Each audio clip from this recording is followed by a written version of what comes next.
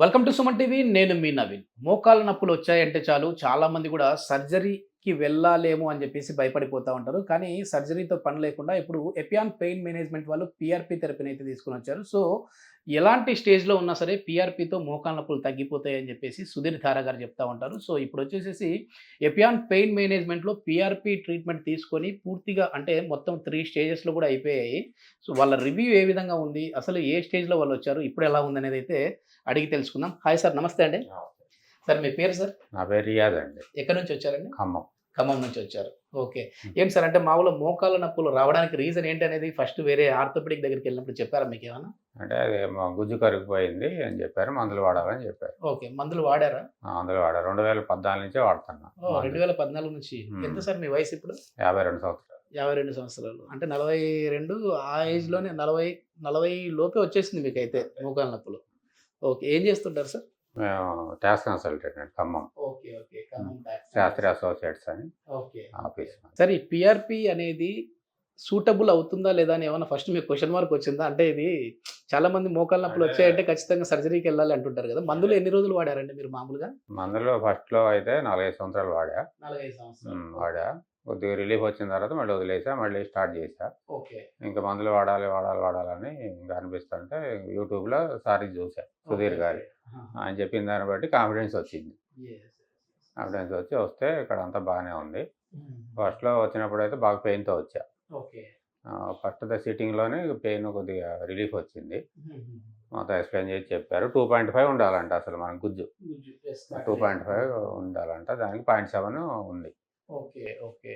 Grade ప్రకారం చెప్పాలంటే మామూలుగా ఏ గ్రేడ్‌లో ఉన్నాయి సార్ అంటే మీకు? లాస్ట్ గ్రేడ్‌లోనే 0.7 అంటే ఇంక లాస్ట్‌లోనే ఉంది. లాస్ట్ గ్రేడ్‌లో ఓకే. ఉంది. అంటే థర్డ్, ఫోర్త్ స్టేజ్ వరకు వచ్చేసారు.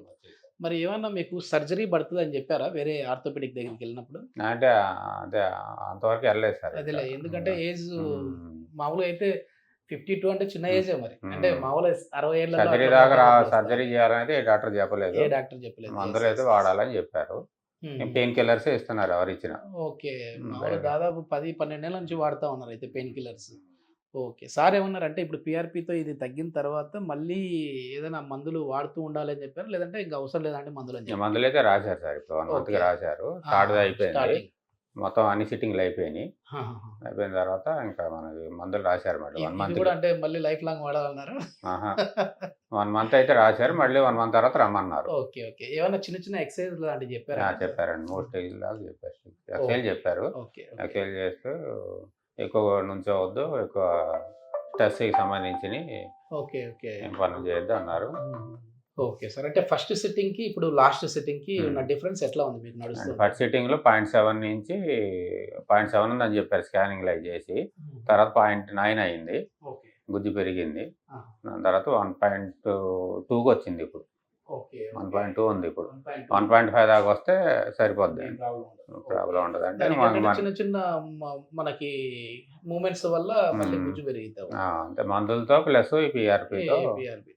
ప్లస్ 1.5 దాకా వస్తే సరిపోద్దన్నారు. ఇంకా మన ఓకే. చేతుల్లోనే మనం ఎక్సర్‌సైజ్ చేసుకుంటూ యెస్. యెస్. ఎక్కువ యెస్. ప్రెషర్ పెట్టకూడదు దాన్ని. ఓకే. ఓకే. మీరేం రిఫర్ చేస్తారు సార్? అంటే మామూలుగా ఇప్పుడు మీరు చూసారు గదా! హ్మ్. 3 సిట్టింగ్‌లో మీరు చూసారు. హ్మ్. ఎట్లా అనిపించింది? ఎవరికైనా చెప్పాలంటే పీఆర్‌పీ అంటే భయపడే వాళ్ళుంటారు కదా! హ్మ్. మోకాళ్ళకి ఇంజెక్షన్ లాగా వెళ్తా భయపడాల్సిన ఉంటారు. అవసరం ఏమి లేదు. ధైర్యంతో డాక్టర్ గారు చెప్పిన ప్రకారం మనం నడుచుకొని మనం చేసుకుంటే రిజల్ట్ అయితే ఉంది. ఓకే. రిజల్ట్ అయితే ఉంది. ఇప్పుడు నేనొచ్చేటప్పటికి ఇప్పటికి 80% రిజల్ట్ వచ్చింది. ఓహ్! 80% వచ్చింది. 80% సూపర్. వచ్చింది. సూపర్. ఫస్ట్ సిట్టింగ్‌తోనే పెయిన్ పోయింది. హ్మ్. ఈ మందులు కూడా రెగ్యులర్‌గా వాడుతున్నాను కాబట్టి పెయిన్ కూడా పోయింది. ఇప్పటికి ఫస్ట్‌కి, సెకండ్‌కి, థర్డ్‌కి ఇప్పుడు ఫోర్త్ టైమ్ రావటం నేను. ఓకే. ఓకే. ఫస్ట్ 3 టైమ్ అయితే సిట్టింగ్‌లు వాటర్ పూర్తి తీశారు. అయిపోయాయి. ఆ! ఫస్ట్ సిట్టింగ్‌లో వాటర్ ఉంది బాగా. ఓహ్! ఓకే. వాటర్ కూడా మోకాళ్ళలో వాటర్ తీశారు. ఉంది. ఆ! పీఆర్‌పీ ఫస్ట్ సిట్టింగ్ చేశారు. ఆహాహా! సెకండ్, థర్డ్ ఇప్పుడు.